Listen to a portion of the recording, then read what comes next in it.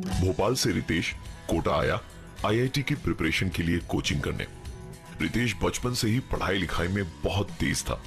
Class में हमेशा first आता। दिन का सारा वक्त उसका पढ़ाई लिखाई में चला जाता, इसलिए उसके ज्यादा दोस्त नहीं थे। दोस्त के नाम पर जानने वाले तो बहुत थे, पर सच्चा दोस्त सिर्फ एक या दो ही थे। कोटा आने के बाद रितेश की बातचीत अपने सभी दोस्तों से प्राय बंद हो गई, पर देर रात गए कोटा में बने नए दोस्तों से व्हाट्सएप ग्रुप में पढ़ाई की बातें होती रहती। देर रात तक व्हाट्सएप पर बात करते करते कब उसकी आंख लगी उसे पता ही नहीं चला। सुबह उठकर फोन देखा तो घड़ी में 11 बज चुके थे।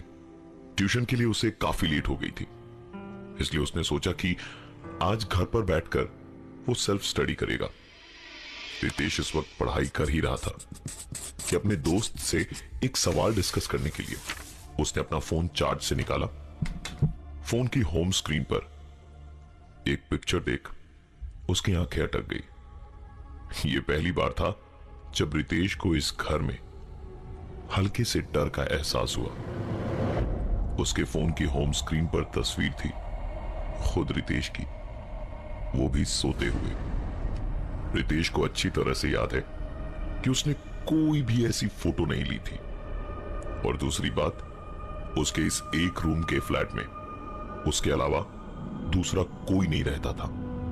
इस बात को ज्यादा इंपॉर्टेंस ना देते हुए उसने गैलरी में जाकर फोटो डिलीट करी और वॉलपेपर चेंज करके नहाने चला गया। आज का पूरा दिन उसने पढ़ाई करने में ही निकाल दिया और रात को जल्दी सोने चला गया ताकि अगले दिन फिर से ट्यूशन मिस ना हो जाए। उसने अपना फोन साइलेंट मोड में किया कि तभी रात के 1 बजे उसका फोन बज उठा।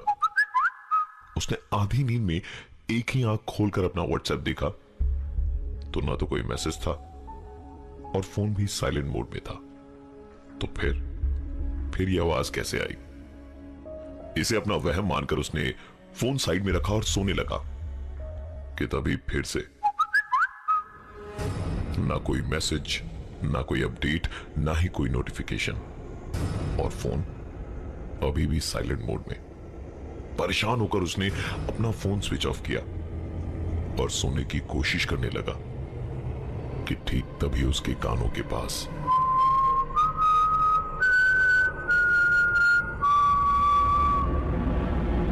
भोपाल में रहने वाला रितेश अपने सारे दोस्तों को पीछे छोड़ कोटा में आईआईटी की प्रिपरेशन करने आया। देर रात उसका फोन बजा।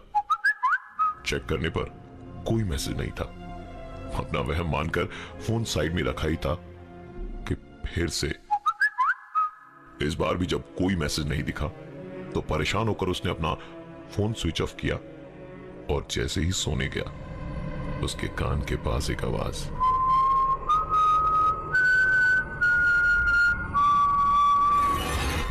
रितेश अपने बिस्तर से उठकर बाहर भागना चाहता था, पर वो अपनी जगह से हिल भी नहीं पा रहा था।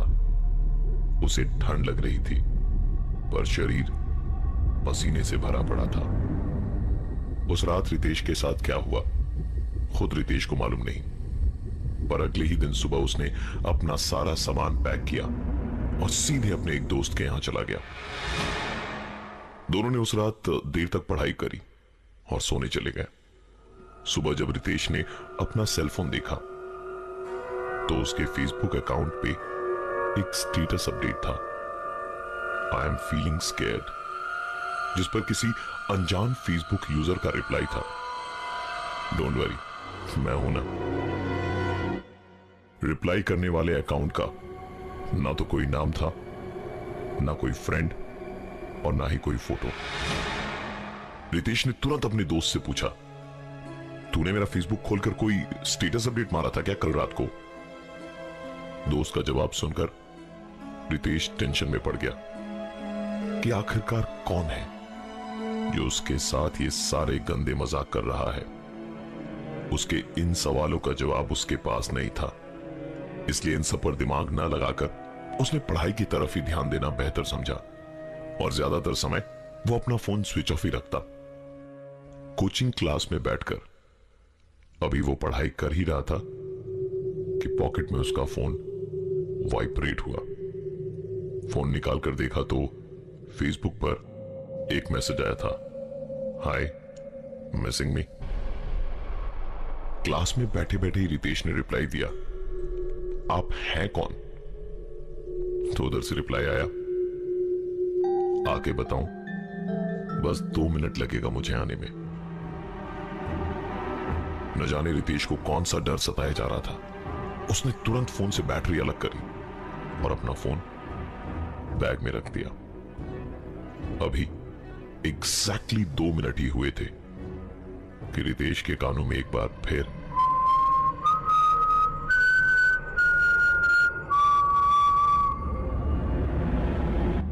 रितेश कोटा में आईआईटी की प्रिपरेशन करने आया था, पर यहां वो पढ़ाई नहीं कर पा रहा था। देर रात उसका फोन बज उठता, लेकिन फोन पे ना तो कोई मैसेज होता, ना कोई नोटिफिकेशन। फेसबुक पर कोई अनजान आदमी उसे मैसेज करता। परेशान होकर वो अक्सर अपना फोन स्विच ऑफ रखता, पर उसका भी कोई फायदा नहीं हो रहा था, क्योंकि जब फोन बंद होता तो आवाज उसके कानों में आती। एक दिन रितेश अपने लैपटॉप से ऑनलाइन गया। फेसबुक खोलने पर ना ही उस अनजान आदमी के कोई मैसेजेस थे और ना ही उसका कोई प्रोफाइल। रितेश ने तुरंत अपना फोन स्विच ऑन करके जब फोन से फेसबुक चेक किया तो वो प्रोफाइल, मैसेजेस, सब कुछ वैसे का वैसे ही था। उसने तुरंत फोन स्विच ऑफ कर दिया, क्योंकि हो ना हो गड़बड़ी उसके फोन में ही थी। अगले दिन फोन एक्सचेंज करके उसने एक नया फोन ले लिया। फोन स्विच ऑन किया तो ऑपरेटर के 4-5 मैसेजेस आए, जीपीआरएस सेटिंग्स और इंटरनेट ऑफर्स को लेकर, और साथ ही एक फेसबुक का मैसेज, नया फोन मुबारक हो। उसने तुरंत अपना फोन स्विच ऑफ किया और सोचने लगा कि जो चीज उसके फोन पर होती है वो लैपटॉप में नहीं हो रही। इसका मतलब लैपटॉप ठीक है पर फोन नहीं, और फोन चेंज करने के बाद भी अगर चीजें हो रही हैं तो इसका मतलब है फोन नहीं, सिम कार्ड में कुछ खराबी है। रितेश ने अपना फोन स्विच ऑन किया और अपने ही नंबर की डिटेल सर्च करी। पता चला कि उसका ये नंबर किसी प्रवेश का था। उसने अपना लैपटॉप ऑन करके गूगल पर Pravesh plus Kota plus engineering plus mobile number type करा तो सर्च रिजल्ट्स चौंकाने वाले थे। Young bright student ends life, succumbs to academic pressure। ये थी हेडलाइन। पूरी स्टोरी पढ़ने पर पता चला कि यह प्रवेश की सुसाइड की खबर थी, जो इंजीनियर नहीं बनना चाहता था, पर मां बाप और कोचिंग का प्रेशर इतना ज्यादा था कि उसने सुसाइड कर लिया।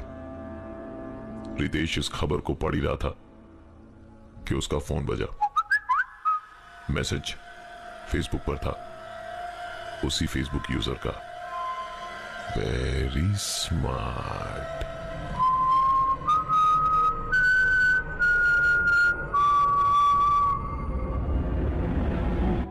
रितेश कोटा में आईआईटी की प्रिपरेशन करने आया। उसके फोन पे देर रात मैसेज टोन बजती। चेक करने पर कोई मैसेज नहीं होता। फेसबुक पर कोई उसे मैसेजेस भेजता जो कि सिर्फ फोन से ऑनलाइन होने पर उसे दिखाई देती, ना कि लैपटॉप से ऑनलाइन होने पर। फोन चेंज करने पर भी जब चीजें जारी रही तो पता चला कि नंबर में कुछ गड़बड़ है। एक टाइम में यह नंबर किसी प्रवेश का था जो इंजीनियर नहीं बनना चाहता था, और पढ़ाई लिखाई के चक्कर में उसने प्रेशर में आकर सुसाइड कर लिया। रितेश ने यह नंबर डीएक्टिवेट कराकर सिम कार्ड कंपनी में लौटा दिया और एक नया सिम कार्ड ले लिया। नए नंबर के आने के बाद रितेश के साथ यह सारी घटनाएं बंद हो गई थी। रितेश का पूरा ध्यान अब पढ़ाई की ओर था, और इसी बीच उसका एक नया दोस्त बना आरिफ। रितेश का यह दोस्त बिल्कुल ही अलग था। इसकी पढ़ाई लिखाई में कोई दिलचस्पी नहीं थी, और ये इंजीनियरिंग नहीं करना चाहता था। घर वालों की तरफ से बहुत प्रेशर था, इसलिए जैसे तैसे खींचताच कर पढ़ाई कर रहा था। कोचिंग के टेस्ट सीरीज का रिजल्ट आया तो आरिफ उसमें फेल हो गया। रितेश उसे चीयर अप करने उसके घर पहुंचा तो सुना आरिफ फोन पर किसी से झगड़ रहा था।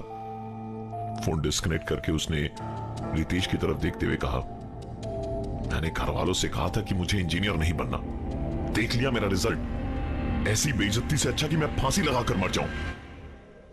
आरिफ की बातें, उसकी हरकतें रितेश को प्रवेश की याद दिला रही थी। जब जब रितेश इस शहर में खुद को अकेला महसूस करता,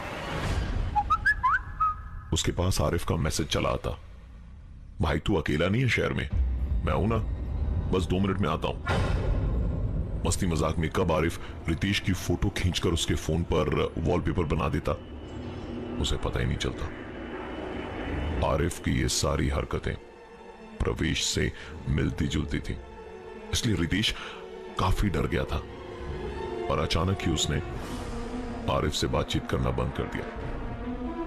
न्यूज़पेपर में एक खबर आई, engineering student succumbs to pressure and ends life।